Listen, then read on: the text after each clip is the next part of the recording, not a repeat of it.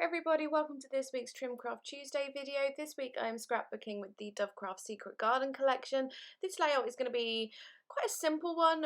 Really, it didn't take me too long. I'm pretty much only using the collection, not really throwing in cut files or mixed media or anything like that. But sometimes I find when it's my first project or my first layout with a collection, I need to keep it simple because I need to get to know the collection. Does anyone get that? Like sometimes you just need to sort of play with it a bit before you can do like the really crazy and intricate complicated projects. I don't know, maybe that's just me, but anyway, that's what I'm doing today. Just while I remember, if I sound a bit meh, a bit off in this voiceover, I have not that well. I'm like, you know, when you're on the fringes of a cold, like you haven't gone full on cold, but you're just feeling a bit blech, a bit hot, got a sore throat, so not exactly at 100%, but anyways, this layout, let's talk about that. I'm going to start off just taking the floral washi and ripping it into shreds and then just having it up the two sides of the layout, more towards the left and then a little bit on the right. Just kind of adds this really nice texture and layer, and quite frankly I'm all about ripping up my washi at the moment. I did think about doing adding the green washi from this collection to that as well, but because it's got phrases on it, it says something like a whole lot of lovely or something along those lines.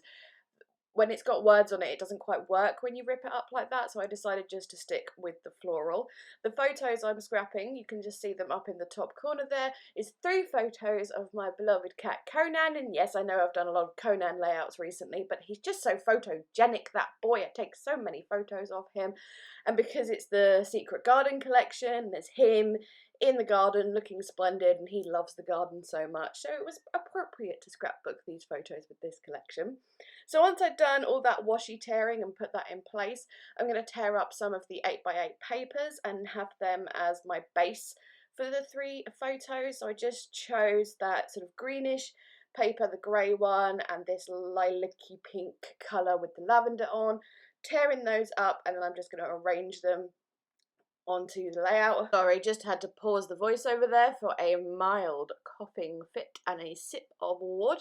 Anyways, what am I doing? Yes, I'm just sticking those on with some double-sided tape, and I'm not putting the tape to the edges so they do start to sort of curl up at the edges. Now usually when I do ripped up shreds of paper, I will go around the ripped edges with an ink colour, like whatever ink colour I feel like at the time that is appropriate, but I decided with this layout to just keep that natural colour of the rip. I thought it would look better with that background because it's quite light. I thought if I start adding ink to the edges, it's gonna take too much attention away from things. So yes, I just decided to keep the quote-unquote natural rip colour, and then once I'd done those rips in the middle, I decided I wasn't 100% satisfied with my background, so I've done some at the top and bottom as well with that yellow paper with the pinky purple florals. And next I'm going to back my photos, get those on there, just trimming off the edges there because I print off my photos straight onto A4, like I collage them on A4 and just print them off like that, so they always need trimming down.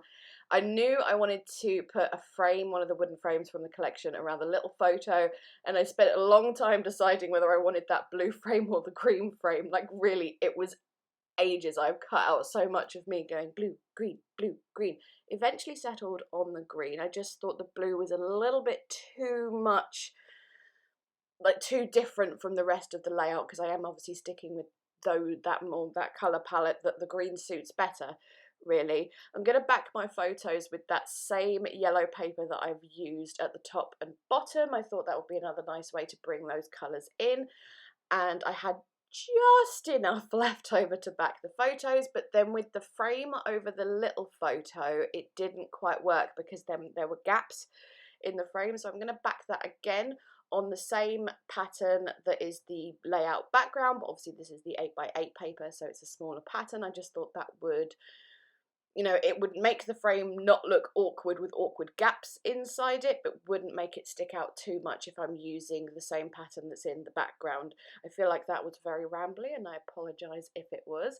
Just cutting around the frame there, I did stick some washi on there just to help it stay in place because the glue can take a while to dry on those wooden frames. So there we go. I'm going to put my photos down, just putting them down in that little cluster, making sure, like for example, the bigger photo, Conan's kind of looking in, so it kind of looks like he's looking at the photo with the frame. So you always want to kind of make sure if someone's looking a certain direction in the scrapbook layout that it makes sense for the layout. Because say I put that at the that photo of him looking one way at the bottom right, then he'd be looking off the layout, and that just wouldn't look right. So just something to keep in mind sometimes for people who are new at scrapbooking.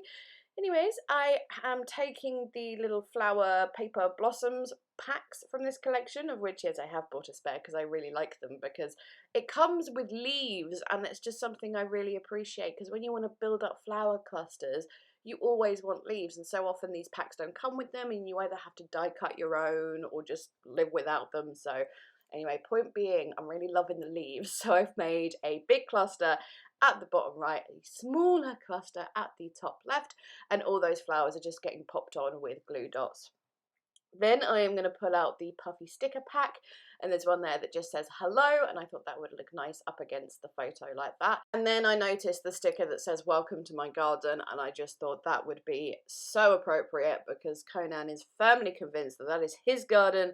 It does not belong to anyone but him. He loves it so much. He's just as happy as anything in his garden. So welcome to my garden. Yes, perfect. And that will do as a title.